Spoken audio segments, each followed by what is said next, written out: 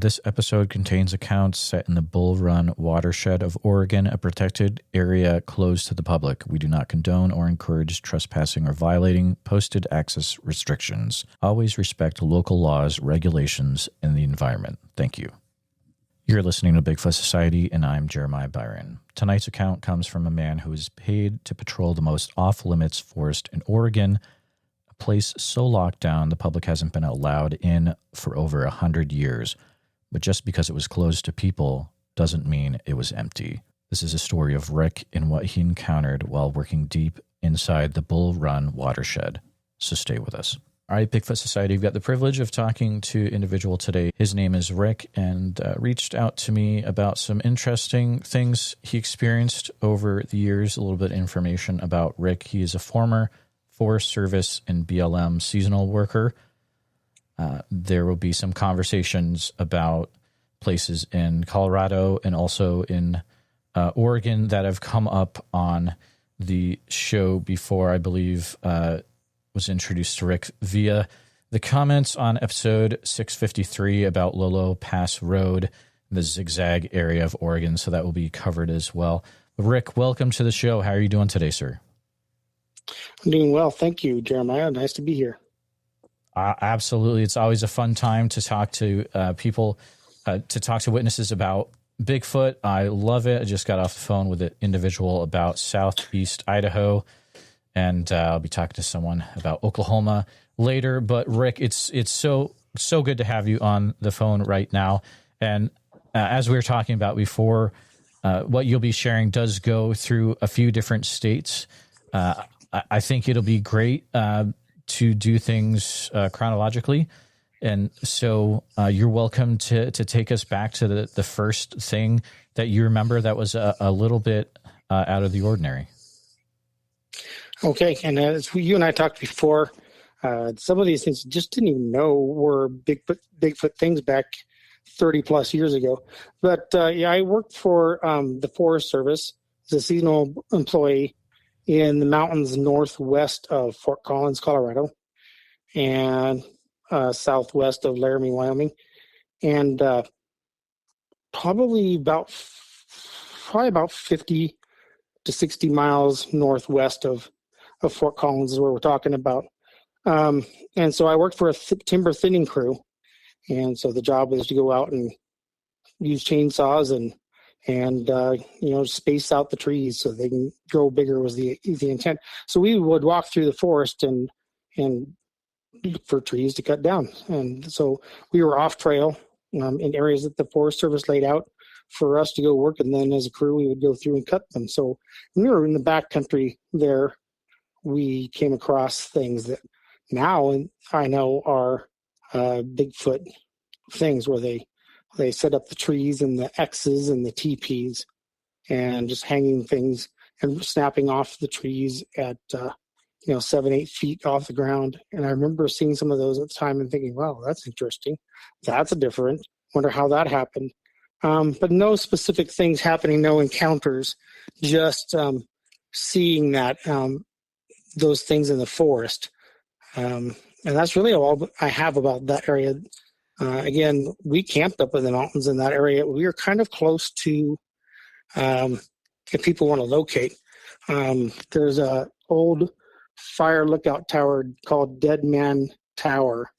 And we were probably about 5 to 10 miles west of that Deadman Tower.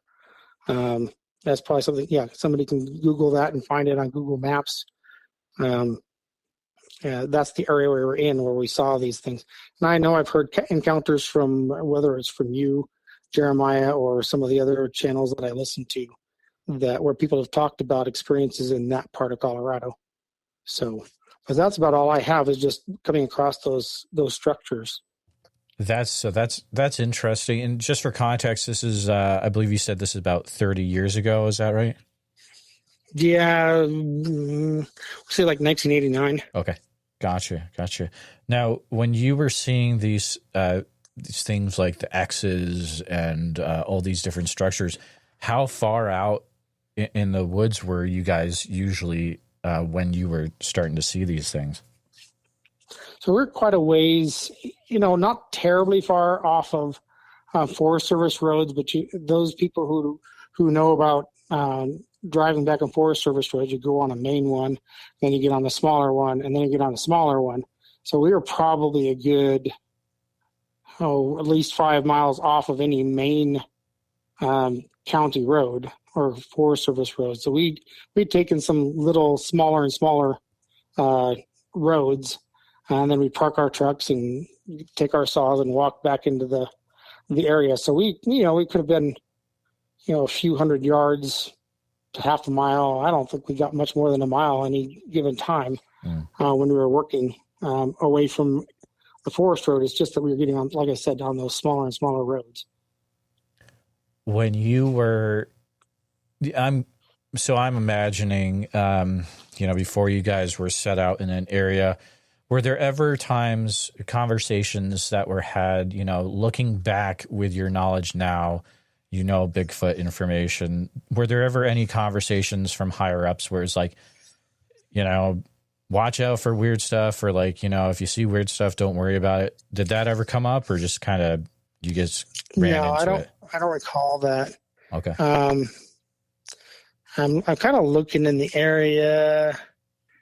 I've got my Google Maps open right now. I probably should have done this ahead of time on this one, because I sure did it on some of our later things that we're going to talk about, to see what Forest Service roads we would have gone back on. I'm in the general area, but I can't spot exactly what roads we would have gone on. But yeah, we are in the area off of Larimer County Road. And now I lost it again. I don't recall. 169, I think. Okay. And so then there were smaller and smaller roads that branched off from there. But yeah, we were never told anything to look out for this or that. I just remember walking through the woods, and I do remember those structures and the tree snaps, and just thinking, wow, how did that happen? How did that get set up just like that with the structures? And again, not knowing what I was looking for at that time. But I do recall that very specifically when I was doing that work. Absolutely. So this is around 89, and you had those run-ins that would probably become more significant later on when you started. I imagine you probably saw a documentary or a picture online. You're like, oh yeah, I exactly. Totally saw that. I've always been interested in Bigfoot since I was a kid, and in the 70s and 80s, and caught plenty of actually more books in the library about monsters and things like that. So I was always interested. And then as I started to catch, the Finding Bigfoot and the BFRO website and Sasquatch Chronicles, those are where I started delving into it more with the age of internet. I did find a road. So the main county road is called Deadman Road, and it's 86. And then some of the Forest Service main arterials we went on were like Forest Service Road 303, 336. But then I'm not tracking the numbers for the smaller and smaller roads as it split down. But that's the general area. Well, there you go. That information could definitely be important to, maybe there's someone listening that is from that area and they're like, yeah, we've definitely that area. So it'd be interesting if people can always email me or throw it in the comments if they've had situations happen in there. But so you spent a bit of time in this area, Colorado, but then what was, did you then move out to Oregon after this, or what would you think the next thing was? So I'm from northern Colorado. So, okay. But at that time I was doing summer jobs while I was working through college, and I was working through college on a forestry degree. So this thinning crew was a summer job that I had while I was working on my forestry degree. The next thing that I had chronologically was in like 92, and I was going to summer camp for forestry. All forestry majors are required to do a summer camp class. And so so we were going to Pingree Park, which anybody can Google that, Pingree Park. It's about 30 miles, pretty more straight west of Fort Collins. And as Pingree Park it's a land feature, like a big open meadow area, but it's also the name of the Colorado State University Forestry campus. And so I was up there for most of the summer taking classes. And on weekends, the vast majority of the other students would go back to Fort Collins and going to the bars and washing clothes and things like that. And the vast majority of the weekends for me, I would prefer to stay up there on the CSU campus and just go out and do things out in the wilderness, because that's what I like to do. So I would just do solo hikes up into the mountains from Pingree Park. And I would take a trail that went to now I can't remember the name. Past Cirque Lake was one of them, and then what's the name of that pass? But up into the Comanche Peak Wilderness is where the trail headed, and so we would take Mummy Pass is the name of the trail. Mummy Pass, Cirque Lake Meadow Trail. So I would do that one often. There were many trails around the area, but that's the one I would do most often. And one of the times I was doing a solo hike up to Mummy Pass and back down to the forestry campus, I do distinctly remember being paralleled on the way down, and the classic case of I hear something 30, 40 feet off to my left, and what the heck is that? I'm hearing something stepping. Is it an elk? Well, it doesn't sound like an elk. It sounds like bipedal. And I stop, it stops, I start, it starts.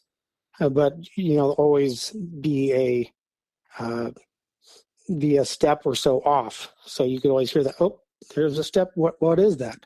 And I'd always look over there and try and figure out what it is. And I remember my called, "Hello, who's over there?" And no response. And just decided, okay, am I crazy? And just going on with the hike. But I remember that happening along that trail outside of Pingree Park. Was there anything else that was out of the ordinary about that hike? Any weird smells or sounds or lack of sounds or anything like that? It was really quiet, but no strange smells, no vocalizations. But yeah, it was very quiet in the woods at that point. Which it's not usually. You always have, when you're up in the mountains in that part of Colorado, you totally get pine squirrels making their chattering noise regularly, and the jays and other birds chirping and squawking, and it was quiet. I do remember that. Interesting. In your time at Pingree Park, was the subject of Bigfoot anything that ever came up, or not really in that situation? No, not really. And I think just as in the case when I was working for the Forest Service in the summer, I think not a lot of people really knew or thought about Bigfoot being in Colorado. It was always Oregon, Washington, British Columbia kind of a thing, California, not in Colorado. And it's only been since the advent of the BFRO website that at least me finding it, that I thought, there are Bigfoot sightings in Colorado and Wyoming and Montana and all the Rocky Mountains area. And so I've read stories of people being paralleled, and I said, oh, that's what it was. Or I don't know for positive, but strongly suspect that makes me less crazy. I guess the thought is that at the time, am I crazy hearing things? And now, no, that's an explanation that makes sense. As you kind of progressed in your work in going towards forestry and things, was it in the back of your mind at all that you wanted to also work in, or were you even working in the hopes of maybe a Bigfoot interaction with this, or just weird stuff just happened to happen as you went along in your journey? I think there wasn't really a desire. Mm-hmm. There was but there was always the wondering. There was always the knowledge in the back of my head. Well, especially once I moved up into the Northwest, that could be a thing. I mean, I remember even in high school, I lived in Washington State for a little bit, and being out in the woods there and just thinking, I wonder if this is going to happen. Nothing that I remember ever happened when I was that young in Washington State, but it's always been on my mind. I just didn't think about that being a thing in Colorado. Yeah, absolutely. Did being followed like that, did that affect how you were in the woods after that scenario? No, it's been a question that's stuck in my mind ever since. I've never forgotten that. But I love to hike, and I love to be out in the wilderness, and it didn't cause me any fear at all. I kept doing what I was doing. But I seem to remember that there was another occasion or two when I had that same situation and going, there it is again. But it was another place in Colorado, and on a different hike, and I just can't remember the specifics of where that was at this point. I do just remember because as Pingree Park, which was an area that I became very familiar with, that was the one occasion. And I think that was the first one, and that's why it stands out so much to me. Absolutely. After spending this time in Colorado, did you then next head out to the Northwest, as you'd kind of alluded to before? Yes. So I finished my forestry degree. Didn't find the kind of work that's like permanent. You're going to keep doing it day in, day out, year after year, but went to go see what kind of jobs can I get. Was definitely interested in going back to the Northwest part of the country. Not specifically with Bigfoot in mind, but again, it was in my mind when I was moving up there. So I actually had 2 jobs for the Forest Service in 1995. And so I started off first doing some work in the Coast Range of Oregon, almost straight west of Portland area. But I don't recall anything big happening there. Of course, we were working right around some areas that were being logged, so lots of people, lots of noise. So I wouldn't expect there to be much, or if the Bigfoot was ever there, it was super, super stealthy. I don't remember anything of that. But then later that same year, I moved to take on a job as a fire prevention officer with Zigzag Ranger District, east of Portland. And I'd been working fire jobs. I'd done the one timber job, the timber thinning job, but most of my jobs that I'd done for summer jobs while I was still in school were firefighting jobs. So I'd gained quite a few years of experience with the Bureau of Land Management doing firefighting around the Rocky Mountains. And so I took the opportunity to go out to the Forest Service in Oregon, and landed this job as a fire protection officer, which put me in charge of a fire engine, but also my main job every day was to patrol parts of the forest, the Mount Hood National Forest, east of Portland.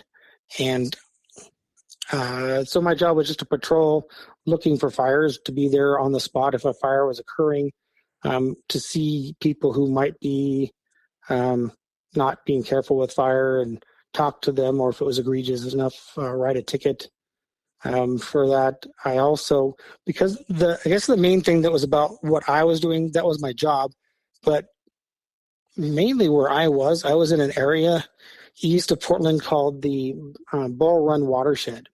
And the Bull Run Watershed is an area that is locked off to the public. The public is not allowed. It's been over 100 years since the public has been allowed into this Bull Run Watershed. And the reason being, at least that they give, is that this is the area, the Bull Run Watershed is where water for the city of Portland comes from. So they wanted to keep people out of there so that the water doesn't get tainted. or polluted in any way. So it's just the only people allowed in this Bull Run watershed are Forest Service employees and City of Portland Water Company. The Bull Run watershed runs pretty much from the eastern suburbs of Portland,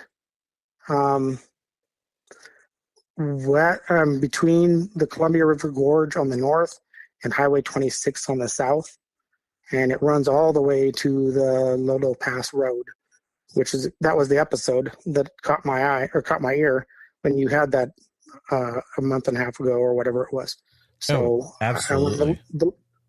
So I was like, Lolo Pass Road. I know. I drove that road every day, going into the Bull Run, heading from the Forest Service office to the Bull Run. So that's the area. It's over 100 square miles, where there's just a few people in there every day. Very, very few people. So that's a place. No logging is allowed, except on a very case-by-case basis. And it's really for more of the Forest Service wants to remove some trees here or there for whatever reason. So they let an area get cut down, but it's generally not logged. And the summer I worked there was no logging occurring at all. But you could see evidence that this area of trees was shorter than that area of trees. But other than that, it's a largely untouched area that's locked off from the public. Absolutely. And there's a few things I want to jump in here with, just in case the right people are listening, because this area, as you said, only the right people can get in there and, make sure stuff is okay. It is one of these perfect areas that if a Bigfoot was wanting to hang out where people were not able to mess with them, it would be this area. So if there are individuals listening that also maybe had similar jobs and had experiences in this area, Bull Run, I'd love to talk to you. You can always reach out to me. It's also, I'll throw in this as well.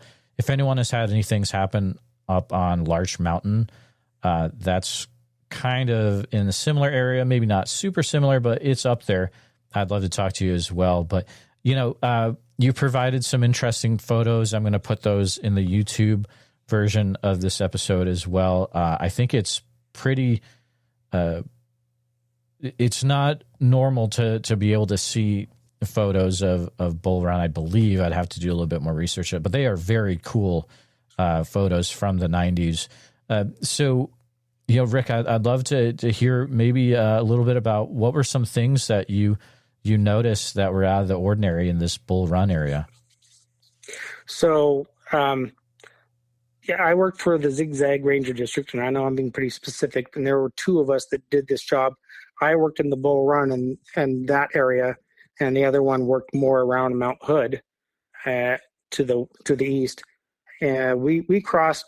Sometimes he would come with me, and I would go with him sometimes, but mostly we were solo.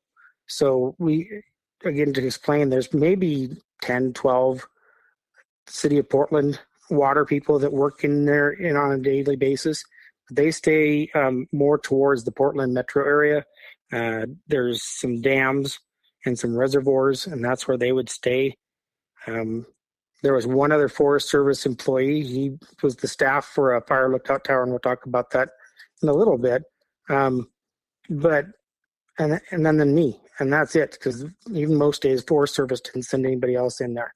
So again, as we were saying, the perfect place for if Bigfoot wanted to be alone, they can be alone. So the first thing was early on in the summer, they had me going to the roads because nobody drives through here. They had me going to the roads that cross through the Bull Run. There's only one main one, and then there's different side roads that you can catch a portion off the main road and come back to it in various places. There's a road that heads out south that comes out, somewhere around Mount Hood Village or something like that, Welch's.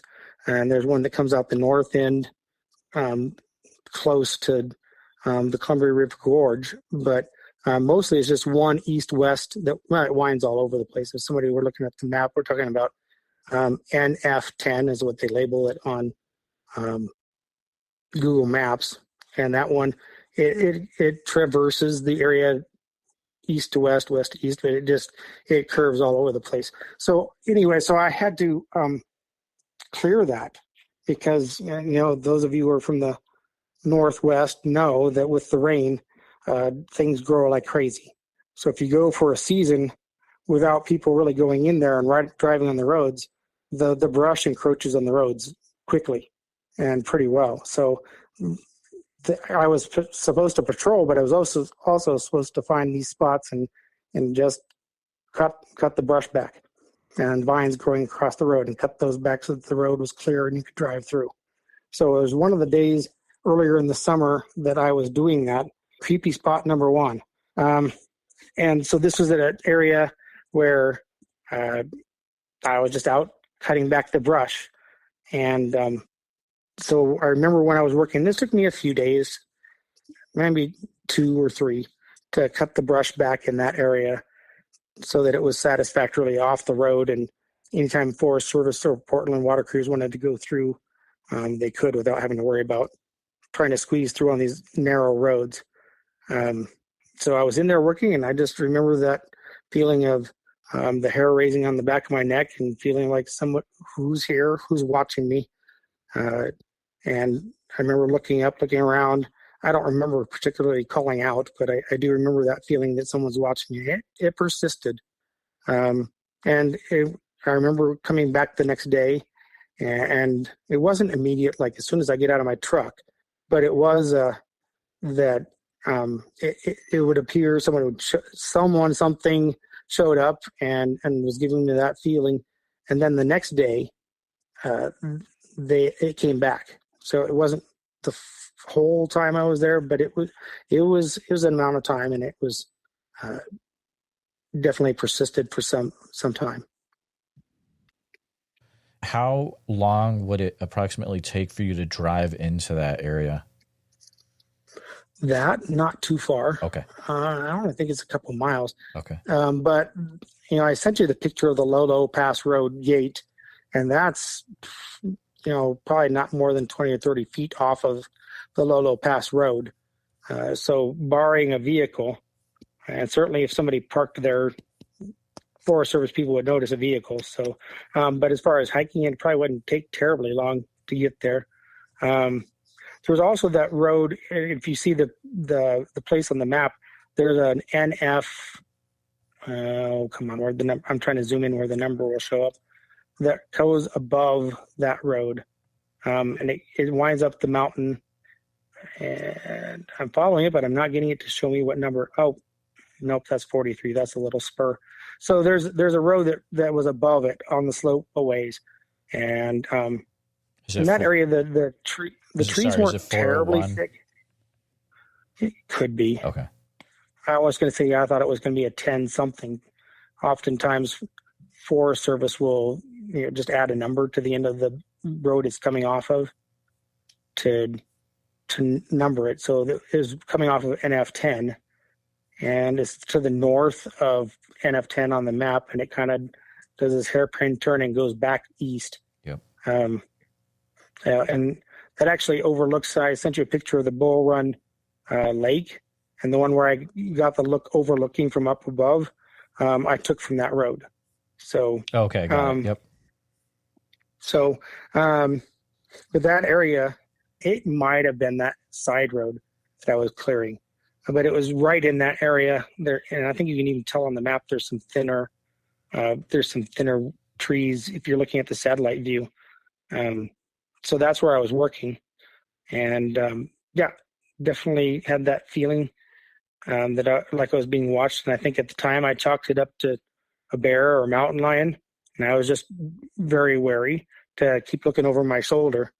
At the time I did think, well, I wonder if it's Bigfoot. So, because as I told you before, I knew Bigfoot. I was a believer already, and so just knew that could have been a possibility. It's extremely interesting because, as you've already said, it is a rare occurrence to be even able to talk to someone who has access to this area. So I'm just glad that you were able to to come on the show to share more context about it. You know, the normal public, we're not going to have even that contextual information, which is really cool.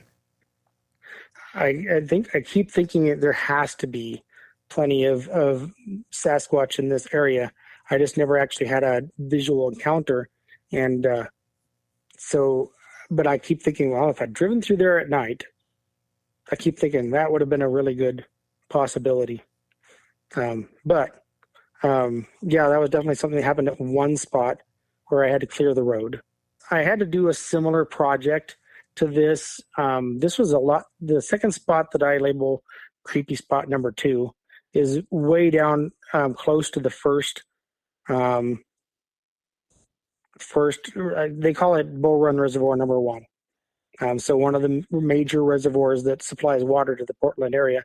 And the road at this point is kind of paralleling the reservoir, but it's probably a good 100 yards back from the reservoir. At least you can't see the reservoir from that point. You can just tell from the map that you're paralleling it. And the road widens in and out and follows the contours.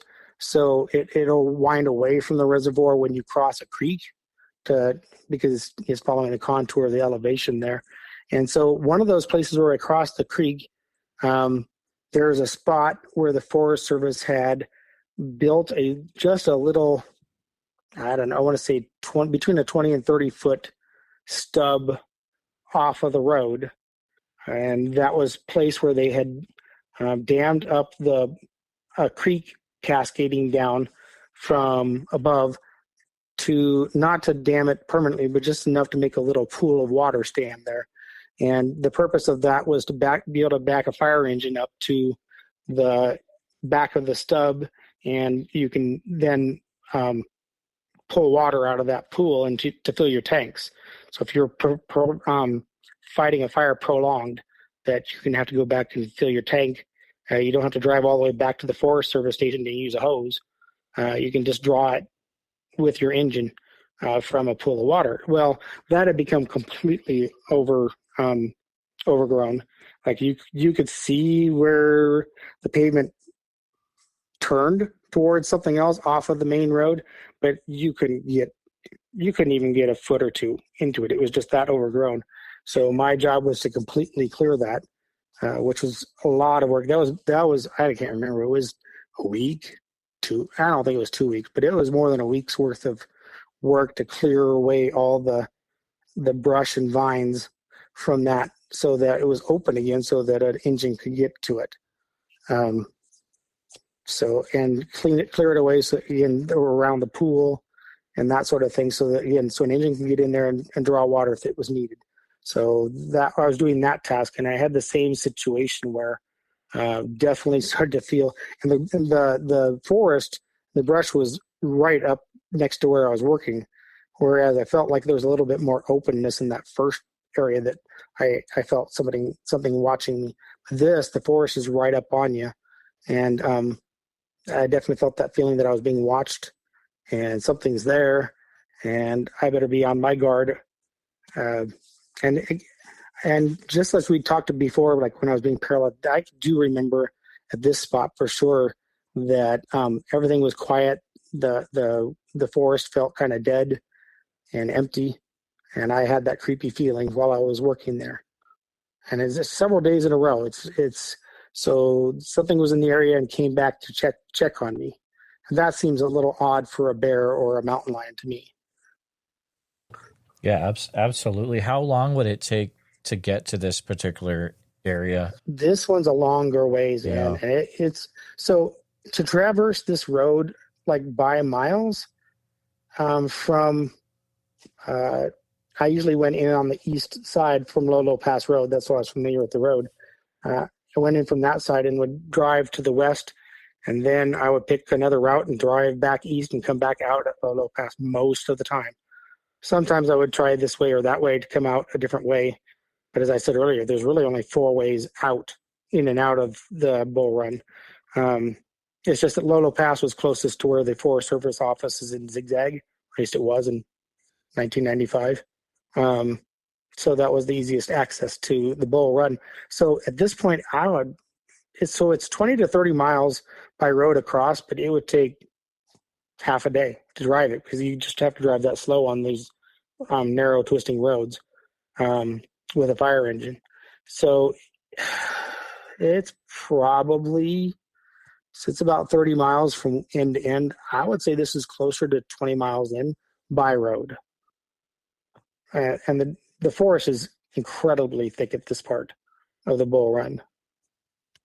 It's just incredible. And I mean, you think about it's 95, so you don't have a cell phone. It probably wouldn't even work if you did. Nope. But, I mean, did you there was have a radio in the truck? Radio. Okay. So you at least had that. Wow. Holy mackerel. It just blows my mind. I actually had a problem one of the days that I was working on this, the problem with the drive shaft. And so I wasn't able to leave on my own. I had to call for help to come in and get me. So the tow truck had to come a long ways into the Bull Run to get my truck out. So it was a long wait, but yeah, I could make contact with somebody if I needed something, but there's nobody to come talk to you or see you or help you for hours. It just took that long to drive in there.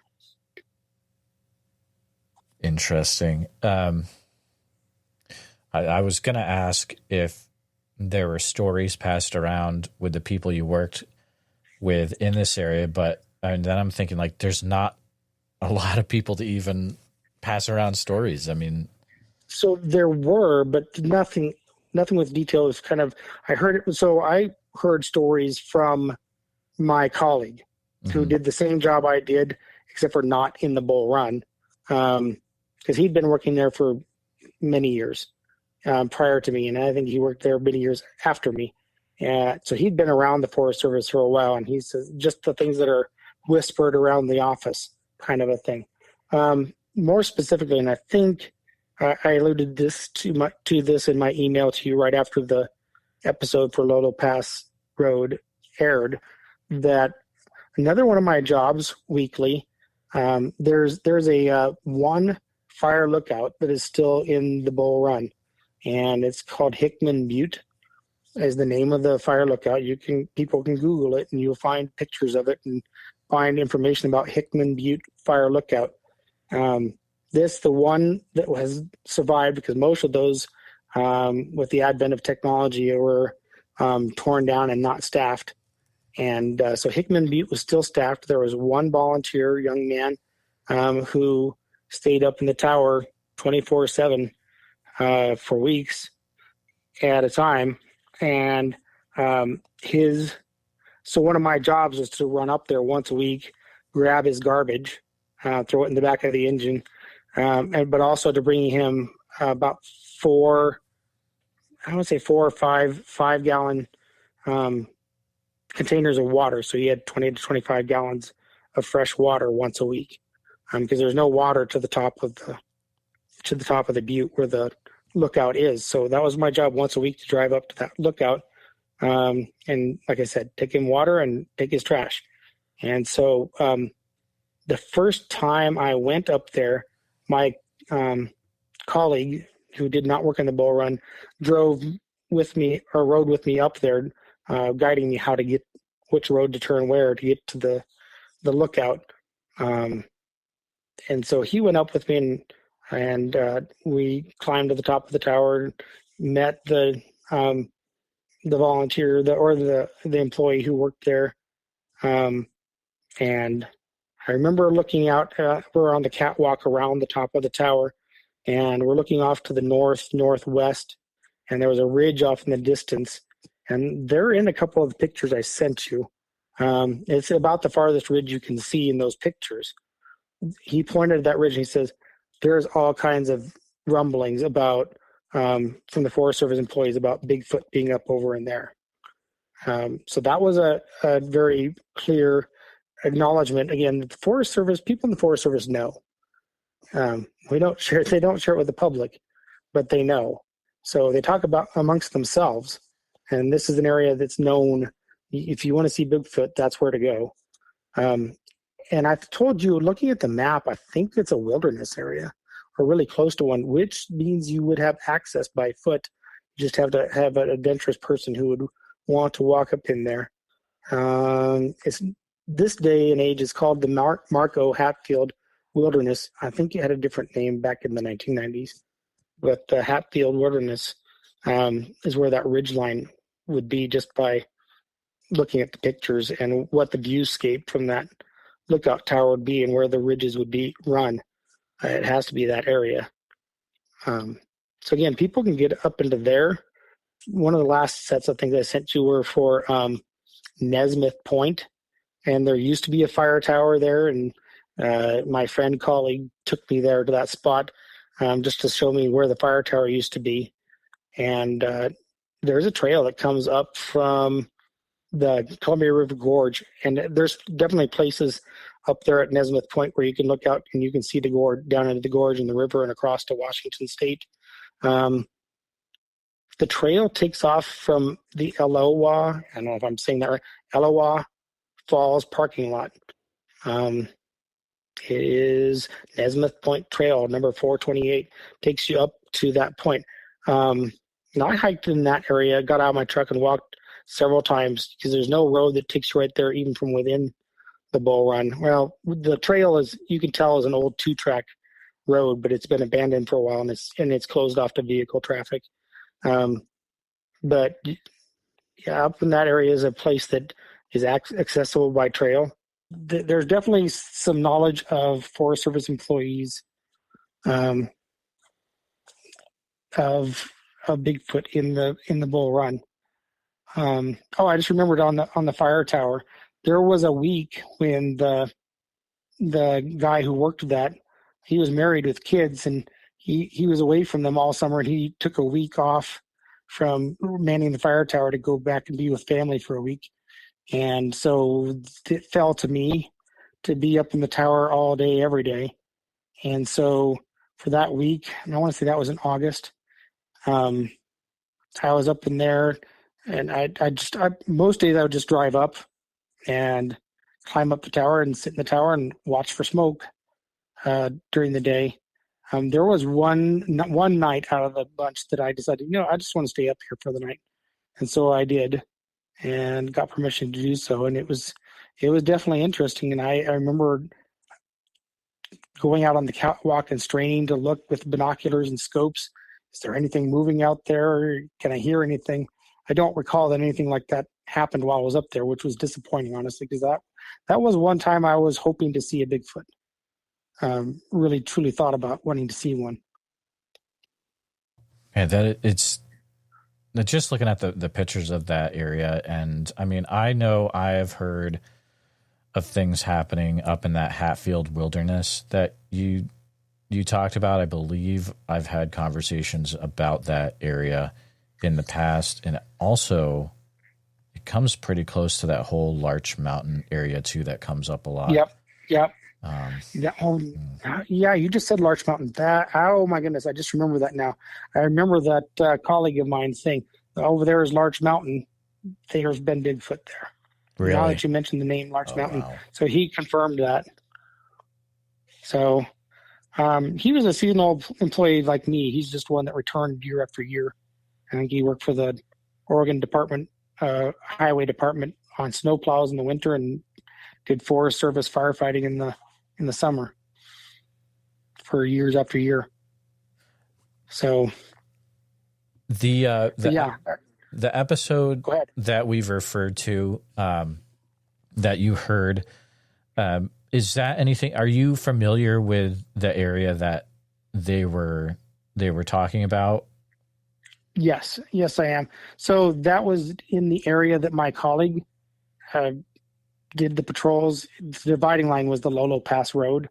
He was west of it and I was east of it. But as I said, there were some times that we crossed over, and he would come with me on my patrol and I go with him on his patrol. That happened a few times, not a lot, but a few times. And so part of his patrol was to drive that Muddy Fork Road, which is the name of the road that comes off the Lolo Pass Road where there are campgrounds. There's several campgrounds.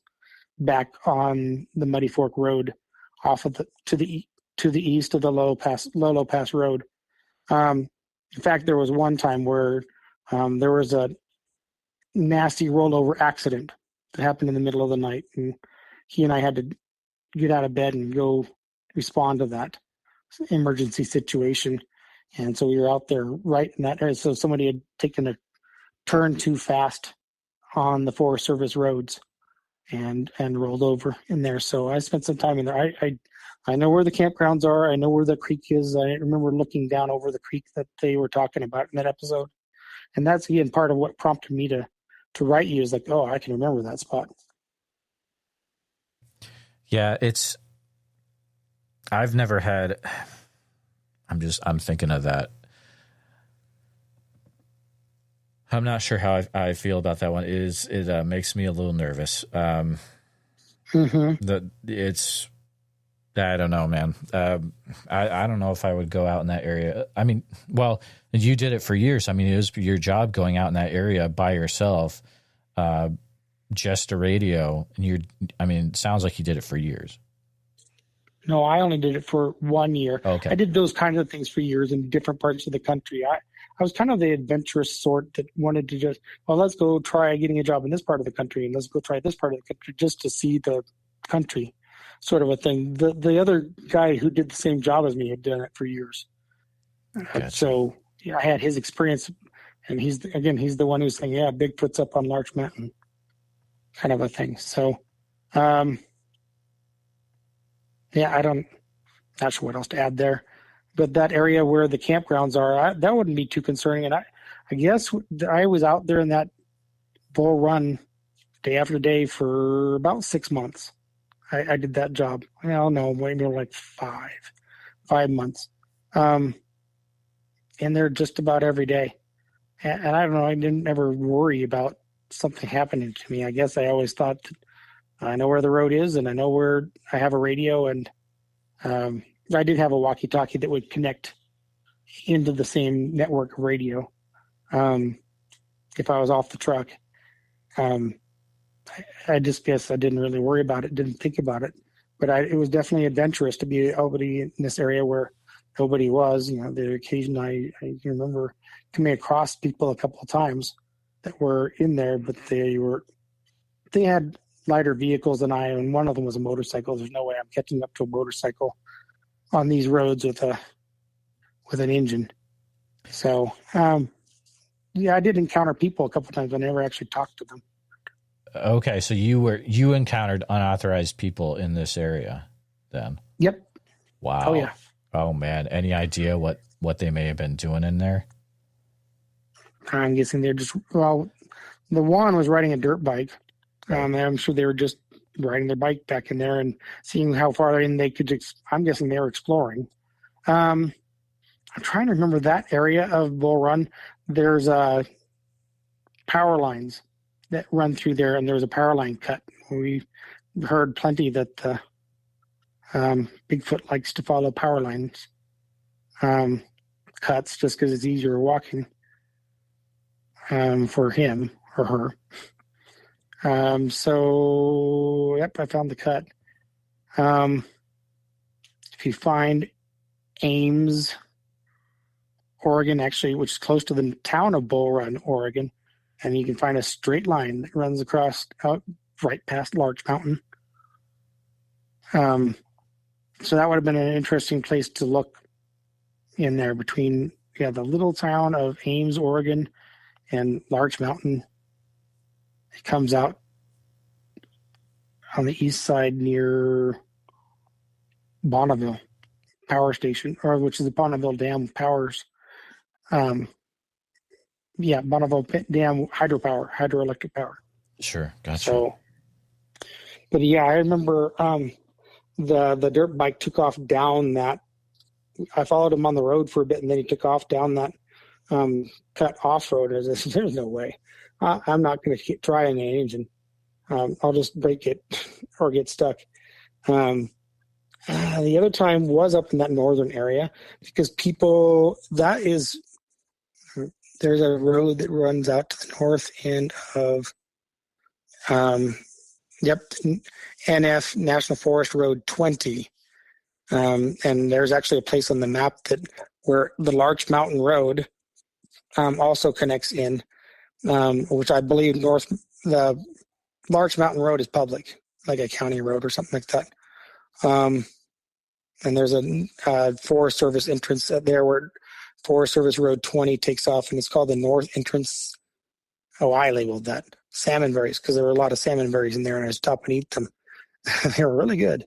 But there was an area there into the Bull Run in that area, and so somebody was in that area.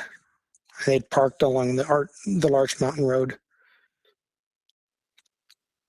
I think honestly that one I think they were in there gathering berries. So they were not very far from the entrance at all. There were just those vines in there with the berries on them. Such an interesting area. I know there's just a ton of encounters from this area. You just have to talk to the right people. But wow, it has been so enlightening being able to talk to someone who spent time in this area. Rick, I want to make sure that you were able to share all the things that you had come prepared to share today. I think so. I think we hit the highlights. Fantastic. Again, I appreciate you sharing some things from over your years in the forestry service. And if this jogs the mind of anyone listening about places like Larch Mountain or Bull Run, I would love to talk to you. You can reach out to me at bigfootsociety@gmail.com. Send me an email. I would love to talk to you about what you experienced as well. But Rick, thank you so much for coming on the show today and for spending some time with us. I appreciate it, Jeremiah. You're welcome.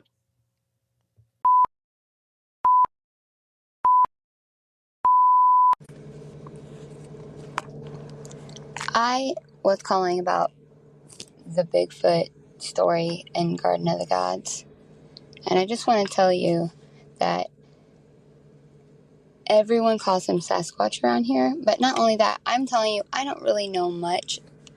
But why I was calling is because, yes, I live in Harrisburg, Illinois. We have statues of it outside of our courthouse and one uptown so people can take pictures with it. We have Sasquatch festivals. I'm not sure what Murfreesboro does, but I do know this. And I could give you gas station phone numbers. I could give you a courthouse number. I can give you the best ways to get to some of the more beautiful towns. If you are interested in that, I guess you could either text me. I probably won't answer a call. I don't know. And maybe send a text beforehand. That might work. But I can lead you to people who could lead you to people. And if that tickles your fancy, let me know and I'll do it for you. Thanks so much. My name is Beth. If you'd like to share a voicemail to be potentially featured on the show as well, head over to BigfootSocietyPodcast.com and hit the Share Your Encounter button. Just want to take a minute to say thank you for listening to this episode of the Bigfoot Society podcast. Rick's story is one of those encounters that lingers not because of what was seen, but because of what was felt. That deep sense that something else was out there and it was watching. So huge thanks to Rick for giving us a rare look into the Bull Run Watershed, a place most of us will never see, but one that may be hiding more than just old trees and locked roads. And if you enjoyed this conversation, please subscribe to us on YouTube, hit the bell icon so you don't miss any new episodes, and share this one with a friend who's into Bigfoot, off-limits forests, or accounts from Oregon. If you're listening on Apple Podcasts or Spotify, make sure you're following the show, and please leave a review if you can. 5-star positive reviews help more people find these encounters. And hey, if you or someone you know has had a Bigfoot encounter, especially in Oregon near places like Lolo Pass, Mount Hood, or the Bull Run Watershed, I'd love to hear your stories. Please shoot me an email at bigfootsociety@gmail.com. One more thing, Sasquatch Summerfest is coming up. really soon, July 11th through the 12th at Green Waters Park in Oak Ridge, Oregon. I hope to see you there. I'll be there in person listening to people share their Bigfoot accounts. Bigfoot Society listeners can grab a 2-day pass for the price of a 1-day admission with code BFS at checkout. Tickets are available now at www.sasquatchsummerfest.com.